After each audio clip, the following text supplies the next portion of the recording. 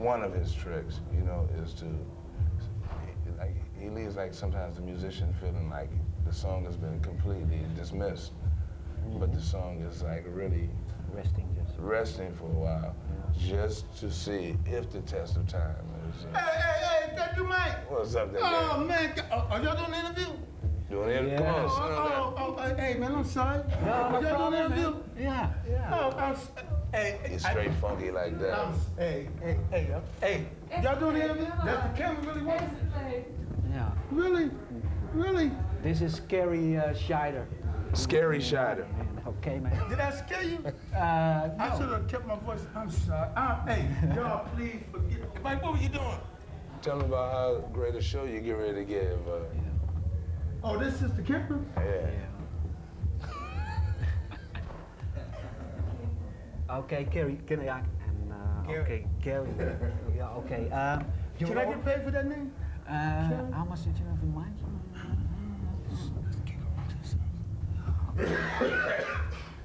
I'm sitting between two jokesters and I don't have a real good punchline. Yeah. Hey, I think that's Razor Sharp over there making all that noise.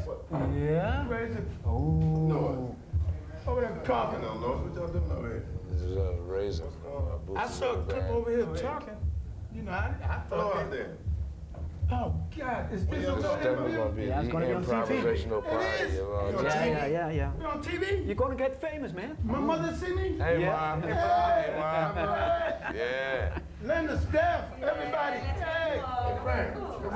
We're the Hammerdelics. We love being on television. Hey, man, you know what? I'm Razor.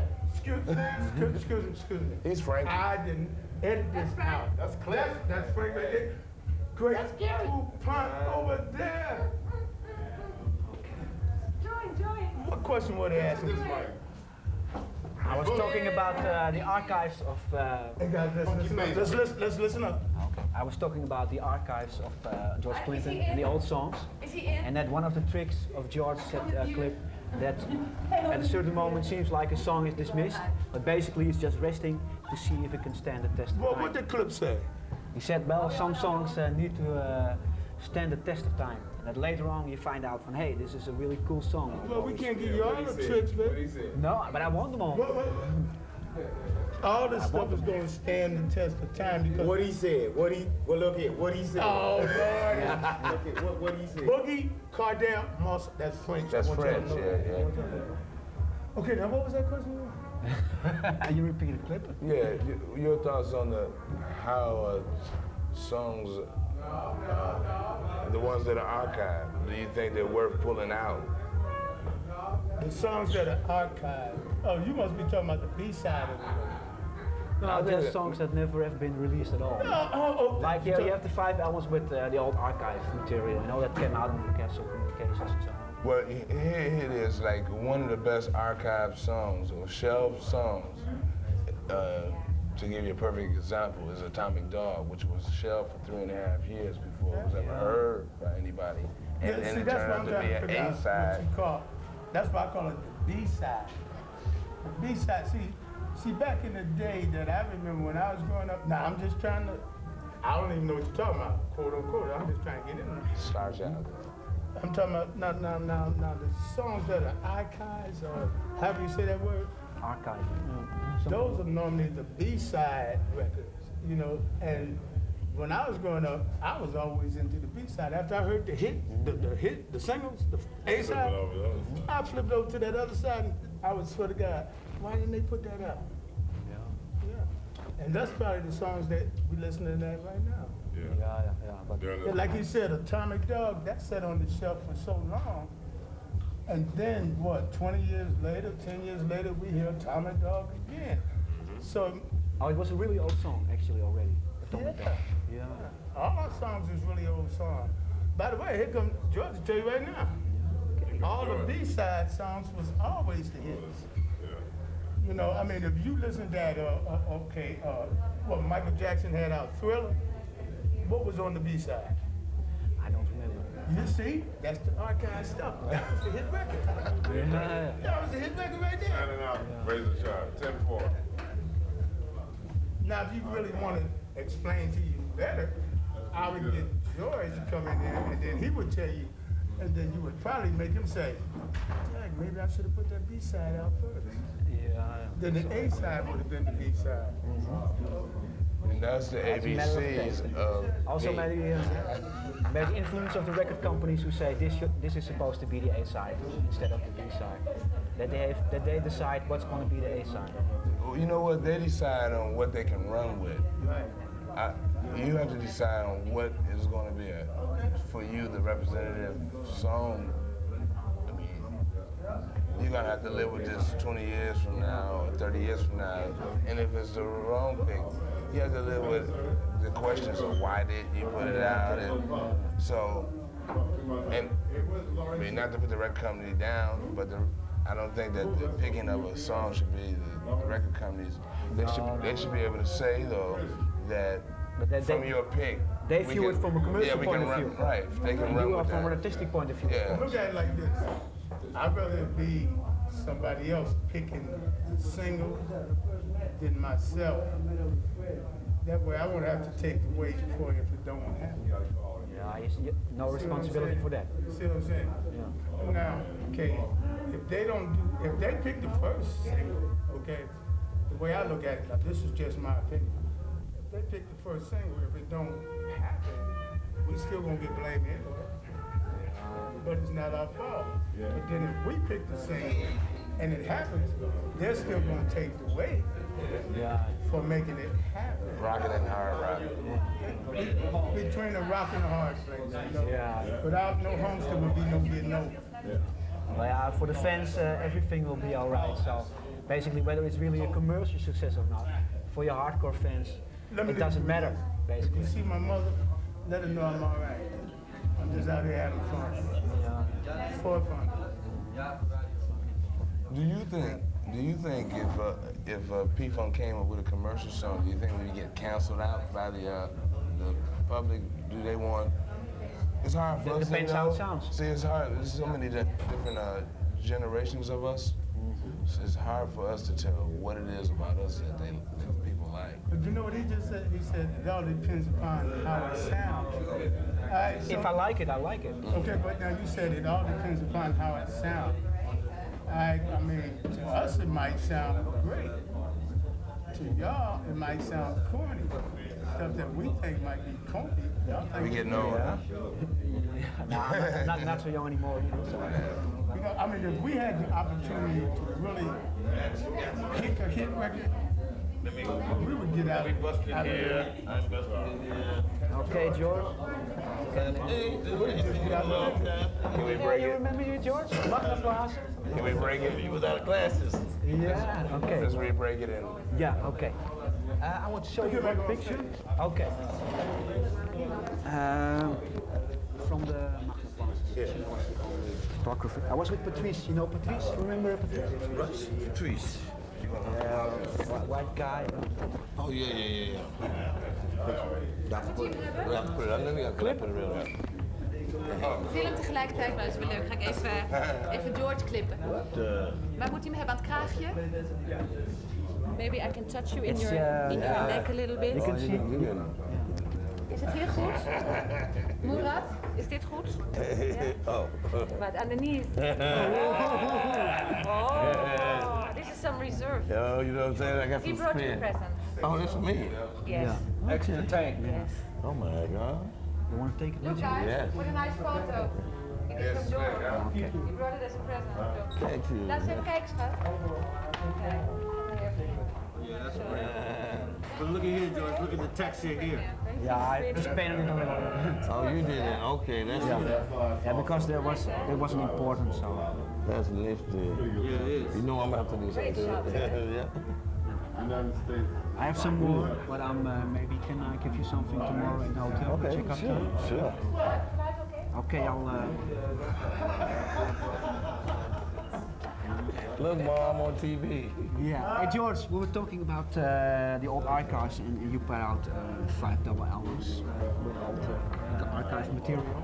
Oh yeah. Is the- there really, the family series? Yeah, exactly. Oh, we got thousands more. Yeah, and I was asking about clipping. Will there be more in the future that you think? Oh yeah, oh yeah, yeah. just have to like put a few out at a time, so we don't overflow. Then we put out some new stuff. We got double album coming on Parliament and Funkadelic. One for end of the year, one for the beginning of the year. Yeah. We got loads and loads and loads and loads and loads of funk. Yeah. We got funk laying around, ain't doing nothing. And I talked to Belita and she said that maybe it was some jazz influence. Is that right? So what sort of guest artists do you have? Let's see, we got what's his name? Flea from Chili Peppers. Henry Rollin. Humphrey from Digit Underground. Eminem. Q-Tip. Busta Rhymes. D'Angelo. That's quite a lot, yeah. Left Eye. A whole bunch of folks. Yeah. Ah, man. There's a lot of songs on. There's a lot of songs on there. Oh yeah, we got all the funkers that we can grab onto. Yeah. You were talking about in the Hendrix magazine about the Millennium concert.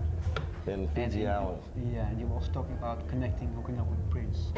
How do you rate that? Do you think that's really gonna happen? Well, I don't know. He's bluffing. He said he's gonna come. I don't know. And then he's too shy, maybe, or too. Oh no, but he wants to do it. You know, it just might be a bit of a hassle because we had a hassle. Like we just decided we was gonna go there and play. Yeah. And so far it looked like we was going there and play.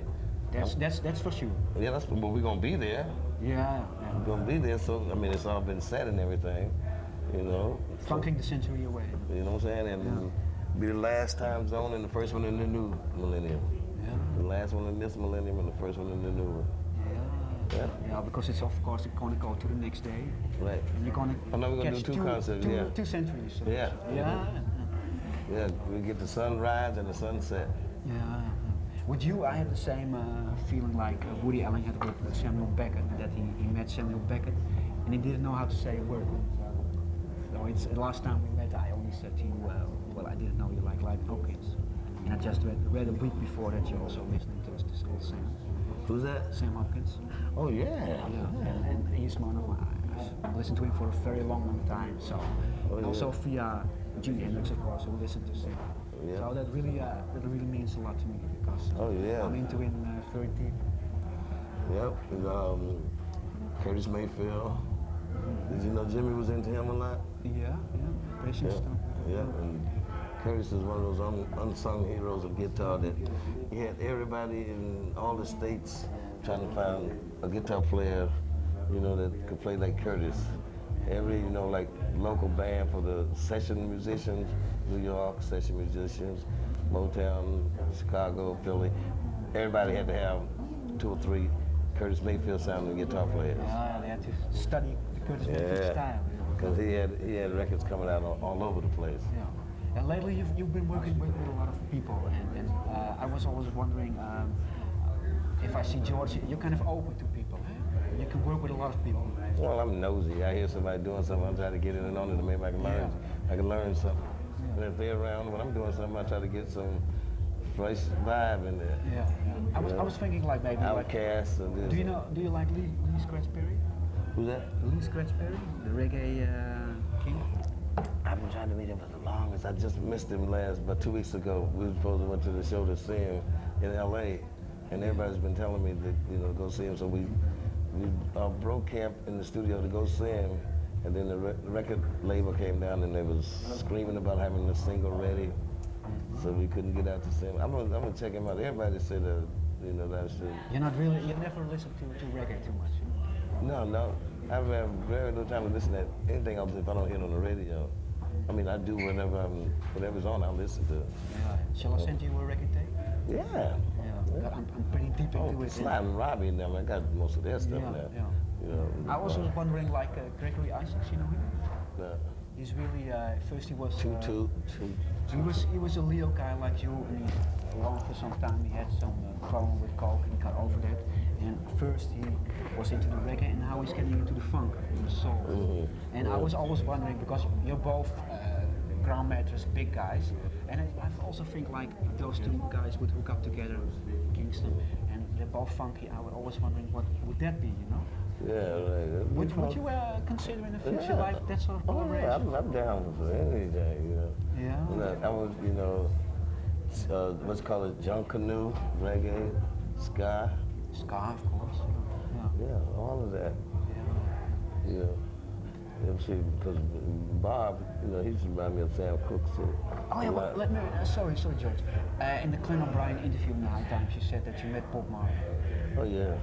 Yeah. Tell us about it. Come on, man. Oh, well, it was cool. It was cool. He seemed to be kind of shy. Everything, and back that time, I guess they were rolling with joints in big brown paper bags. And I'm like, yo, bro, get some tops or easy wires or something. You know, I wasn't hip to the spliffs and the cones and things. And they blew my head off. And so we started joking and carrying on. And I told myself, oh, you was born in Delaware. I got that, woke him up. We got a good rap on there. And then he was saying, I guess he was saying Haile Selassie. And he was holding the split. I said, I want to get high too. Give me the job. Yeah, so Danny Sims is a friend of both of us, you know, so that's why I met him at. Yep.